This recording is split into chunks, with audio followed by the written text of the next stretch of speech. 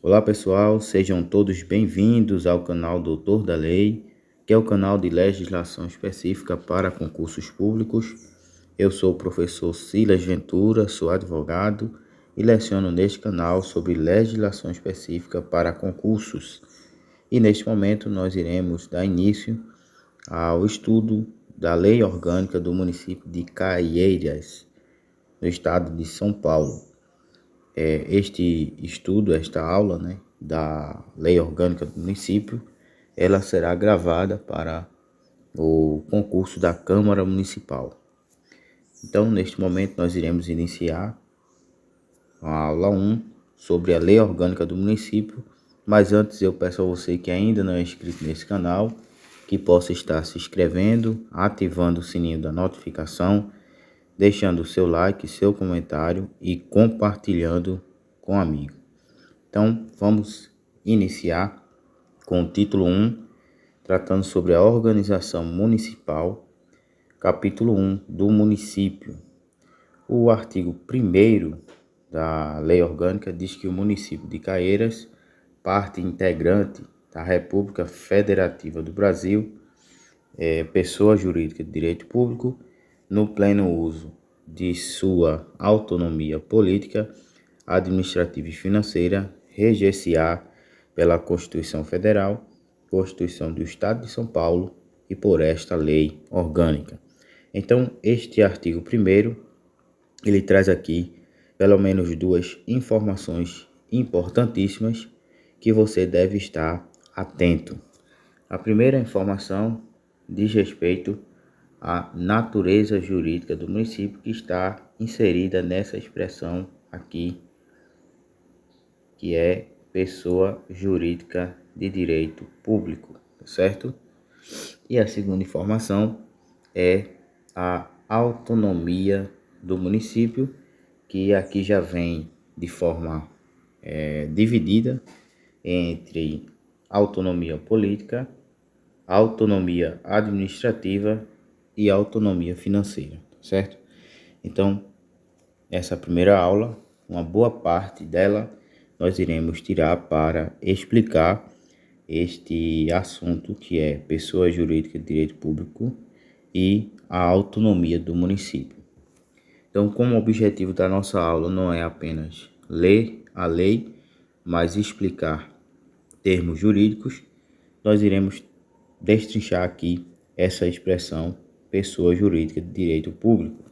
Então, em primeiro lugar, nós vamos entender o que é pessoa no direito, tá certo? Então, vamos destrinchar termo por termo e vamos tentar entender o que significa essa expressão. Então, pessoa no direito, como vocês estão vendo aí na tela, é um sujeito de direitos e obrigações, tá certo? Então, vai ser o Código Civil de 2002, a partir dos seus artigos 40 a 69, especialmente no artigo 40 e diante, que vai trazer essa conceituação ou classificação de pessoa. Então, as pessoas são os sujeitos de direitos e de obrigações. Então, elas tanto podem ter direitos como contrair obrigações. Elas tanto podem desfrutar de direitos que estão inseridos na legislação, como também podem cumprir, ou ter obrigações, responsabilidades, tá certo? Agora, as pessoas, elas são divididas em dois tipos de pessoas. Aí nós vamos ter aqui embaixo as pessoas naturais e as pessoas jurídicas. As pessoas naturais, o Código Civil também classifica como os seres humanos, que somos nós, também chamadas de pessoas físicas. E as pessoas jurídicas vão ser entidades, como vocês podem ver aí, estou grifando aqui, entidades formadas por um ou mais indivíduos para atingir um objetivo comum.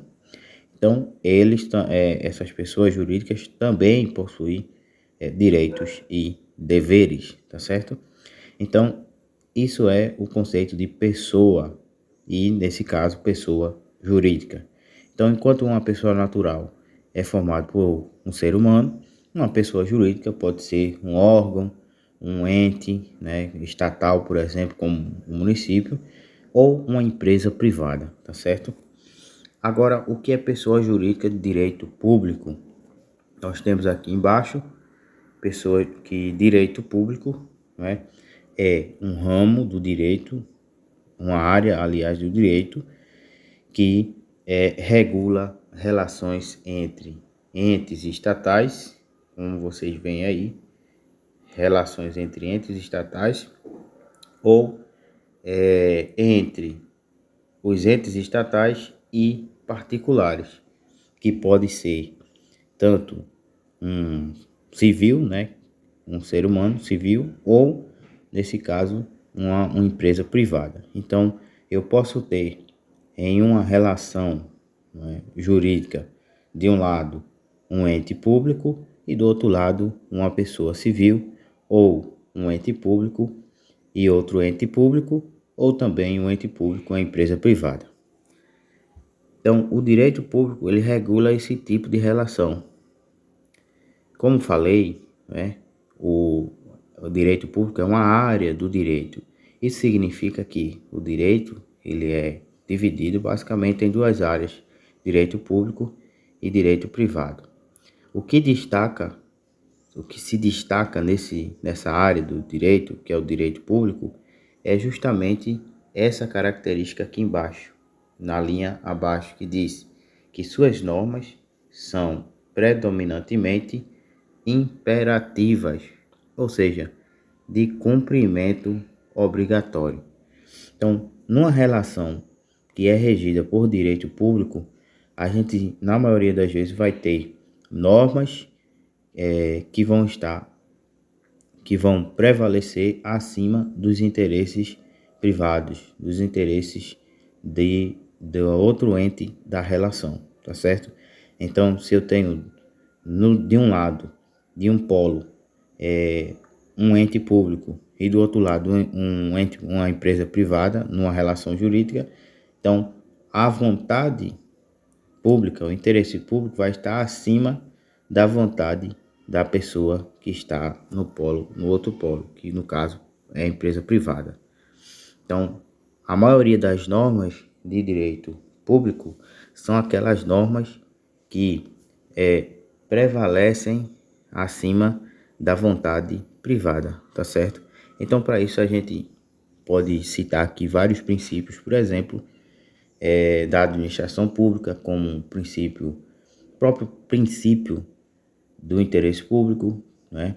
Ou o princípio da supremacia do interesse público sobre o interesse privado, princípio da impessoalidade, né? Princípio também da publicidade, que a gente vai ver lá no artigo 37 da Constituição, parágrafo 1º, tá certo? Artigo 37 da Constituição, parágrafo 1º, a gente vai ver falando, tanto no caput, que é no texto principal do artigo 37, quanto no parágrafo 1º, vai tratar sobre o princípio da publicidade, né? E lá no parágrafo 1º, ele especifica melhor que a publicidade ela deve ter caráter apenas educativo e informativo, e nunca de promoção pessoal.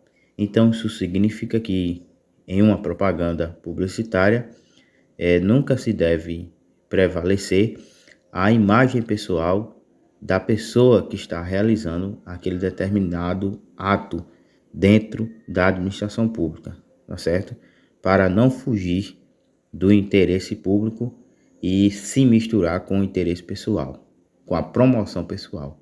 Então, isso mostra claramente um exemplo de normas de interesse público, normas de direito público, aliás, que sempre vão estar acima do interesse privado. Se fôssemos citar aqui várias relações, vários exemplos de relações onde as normas públicas vão prevalecer sobre as normas privadas, teríamos aqui vários exemplos, mas a gente vai ficar com esses para não ficar tão longo.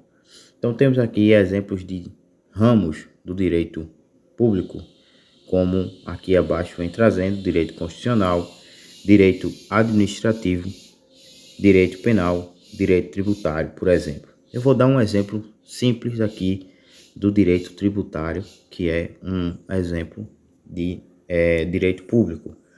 Por exemplo, quando a gente paga um imposto, né, aquele imposto ele é obrigatório.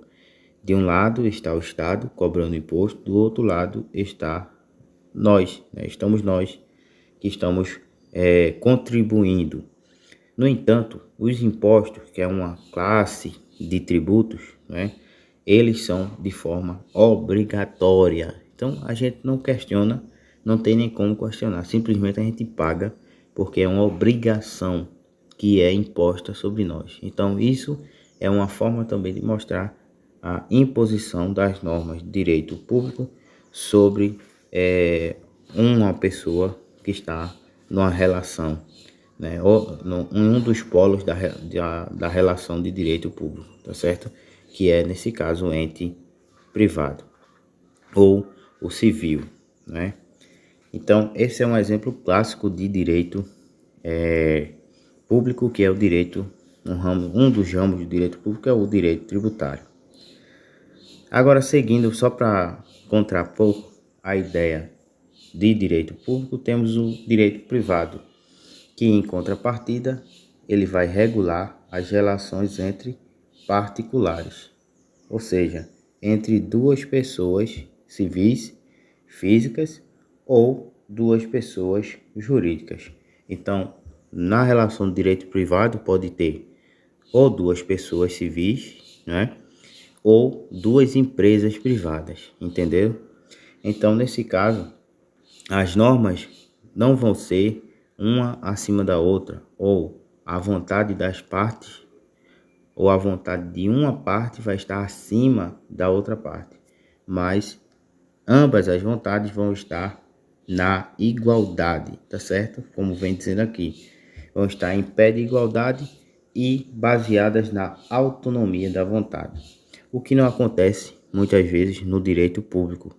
Geralmente, no direito público, as normas elas vão estar, aliás, a autonomia não se vê de uma das partes, apenas da parte pública, da administração pública, tá certo? Apenas a administração pública que vai ter autonomia. E no direito privado, não. Ambas as partes podem ter autonomia. Então, aqui as normas são predominantemente dispositivas, permitindo às partes que disponham livremente de seus interesses dentro dos limites, tá certo? Então, um exemplo de ramo de direito privado, nós vamos ter o direito civil, que pode ser dividido tanto na parte de propriedade, como na parte de contrato, família e sucessões. E um exemplo clássico de direito privado e de normas de direito privado são os contratos, né? Em que de um lado está uma parte, do lado outra, e ali, através das cláusulas, elas vão estabelecer as suas vontades e vão entrar num acordo e firmar um contrato, né? Um exemplo disso é o contrato de locação de imóvel, onde de um lado está a vontade do locador de locar o imóvel e do outro lado está a vontade do locatário de morar no imóvel, e ambos, né, vão ali estar em acordo com as regras sobre a locação. Em troca da moradia, da estadia do locador, né, do locatário, se paga o que se chama de aluguel ao locador, tá certo? Então, isso é um exemplo clássico de uma relação de direito privado. Temos ainda o direito comercial, o direito empresarial e o direito do trabalho, que também tem ali aqueles acordos que podem ser feitos entre o empregador e o empregado acerca de várias disposições, como a questão de horas de trabalho, de pagamento, de salário, de férias e etc. Certo? Então, esse é o assunto de pessoa jurídica de direito público. Agora tem mais um termozinho que eu queria finalizar com ele, que é o termo interno. Não vem citando na lei orgânica sobre quando trata de pessoa jurídica de direito público, deveria vir com esse termo, pessoa jurídica de direito público interno, mas a gente vai complementar aqui porque faz parte dessa expressão. Então, interno distingue as entidades que operam dentro da jurisdição de um determinado país. Que significa simplesmente que o município é um órgão, né, que atua dentro do território nacional, tá certo? Dentro do território brasileiro. Então, é por isso que deveria vir com essa nomenclatura, pessoas jurídicas de direito público interno. Agora, seguindo nesse mesmo assunto, vamos tratar sobre a autonomia do município. Nós vimos lá na lei orgânica do município de Caieiras que temos ali 3 tipos de autonomias, que é a autonomia política, a autonomia financeira e a autonomia administrativa. A autonomia política refere-se à capacidade do município de se auto-organizar, tá certo? Se autogovernamentar e eleger seus próprios representantes sem interferência externa, ou seja, ele não depende da ação ou autorização, por exemplo, de outro ente estatal, como o Estado ou a União, para que ele possa realizar a sua política. E quando se fala de política, entende-se também a questão das eleições municipais, que é realizada de forma independente das eleições nacionais, tá certo? Além disso, a autonomia do município, a autonomia política do município se dá pela elaboração da sua lei orgânica, que funciona como uma espécie de constituição municipal. Veja que, da mesma forma que para a nação, né, para o Estado, ao país, né, é necessária a Constituição Federal, para os Estados-membros são necessárias constituições estaduais, então para os municípios são necessárias as leis orgânicas que grande parte repete aquilo que está na Constituição Federal e na Constituição Estadual do estado do qual faz parte e que serve para organizar o município. Então, isso também mostra que se o município ele possui uma lei máxima que o organiza, então ele não depende única, exclusivamente da Constituição Estadual ou Federal. Então, isso também mostra a independência, uma autonomia do município de forma política, tá certo? Seguindo aqui, vamos para a autonomia administrativa. A autonomia administrativa significa organizar, quer dizer organização. Então, diz respeito à capacidade do município de administrar seus próprios serviços. Mais uma vez, ele não depende de outros entes para realizar essa organização. Então, ele pode organizar sua estrutura administrativa interna sem interferência dos estados ou da União. Isso inclui a gestão de serviços públicos, que inclusive a gente vai ver na parte de competência privativa do município. Esse é um dos tópicos principais que se deve estudar quando for estudar a lei orgânica, que são as competências privativas do município. Então a gente vai ver muito isso acerca da autonomia administrativa, né, que é a gestão de serviços locais, a organização de secretaria, organizações municipais, implementação de políticas públicas conforme a necessidade da população local, certo? Então temos aí um exemplo, né, que o município pode decidir sobre a melhor forma de coleta, por exemplo, e tratamento de lixo, organização do transporte público, manutenção de vias urbanas, gestão de escolas, hospitais municipais. Então, isso é um exemplo de autonomia administrativa. Temos ainda a autonomia financeira, que refere-se à capacidade do município de gerar receitas próprias, tá certo? Receitas significa tudo aquilo que entra nos cofres públicos, nos cofres do município. Então, serve para, inclusive, serem realizados várias políticas públicas que o município tem, como implementação de mecanismos de desenvolvimento do município, para o município, de programas sociais do município, né? Como abertura de postos de empregos do município. Então, tudo isso depende das receitas, daquilo que entra nos cofres do município. Então, o município ele não fica dependente dos estados nem da União para que ele possa ter as suas próprias receitas. Então, isso significa autonomia financeira. Além disso, ele pode cobrar seus próprios tributos municipais, como o IPTU, né, e o ISS, que a gente vê aqui embaixo nos exemplos. Outra coisa que implica na autonomia financeira são as chamadas leis orçamentárias, como estamos vendo aqui. As leis orçamentárias, que é a LDO, Lei de Diretriz Orçamentária, a Lei Orçamentária Anual, que é a LOA, e o Plano Plurianual, que é o PPA.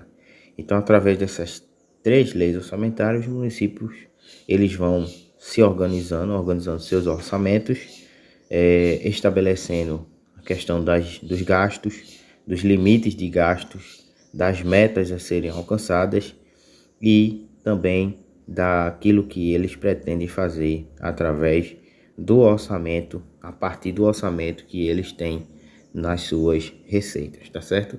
Então são esses 3 tipos de autonomia, além de outro tipo de autonomia, que é a autonomia legislativa. Não está citado no texto, mas a gente vai citar aqui porque também é um tipo de autonomia, que é a legislativa. Essa autonomia, ela significa que os municípios também não dependem exclusivamente do Estado ou da União para estar instituindo as suas próprias leis, criando as suas próprias leis.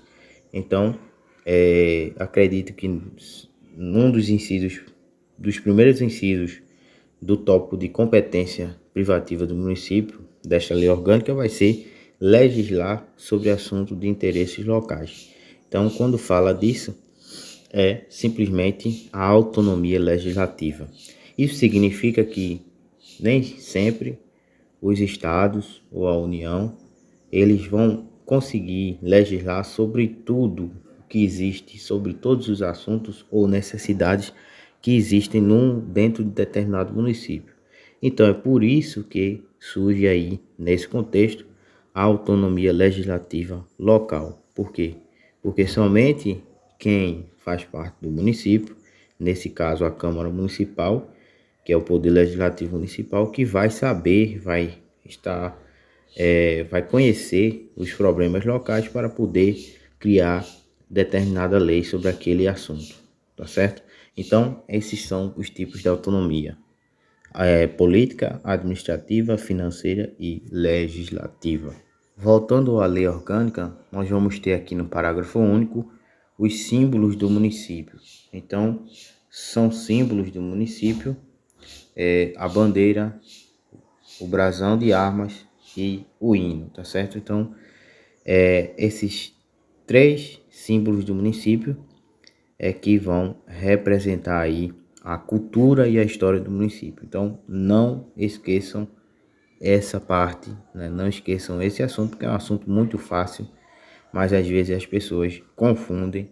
Às vezes a banca traz mais um símbolo, né? sem existir, e as pessoas terminam marcando. Então, não erre essa questão, tá certo?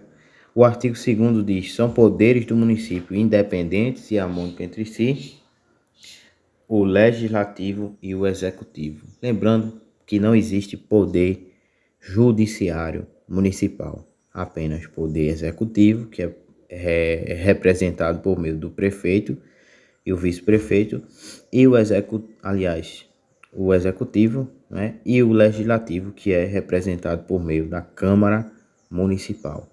o Poder Judiciário, embora ele atue nos municípios, né, através de fóruns, de varas, a presença deles está lá nos municípios, através de comarcas, de fóruns ou varas, mas não significa que ele possui essa classificação de poder judiciário municipal, tá certo? Então, se vier uma questão assim, saiba que essa questão vai estar errada. Então, o artigo 3º trata sobre os bens do município, certo? Então, são as coisas móveis, as imóveis, né? As móveis são tanto a questão do patrimônio móvel, né? Que são a mobiliária, quanto os carros, né? Que fazem parte do município. E os imóveis são os prédios, edifícios. Também os direitos e as ações que a qualquer título pertencem ao município. Esse artigo 3º, ele apenas vem trazendo como se fosse uma introdução a esse assunto dos bens do município, mas provavelmente mais na frente vai vir tratando especificamente sobre os bens do município, certo? Então, em algum tópico dessa lei orgânica vem disponibilizando de forma mais detalhada sobre esse assunto de bens municipais.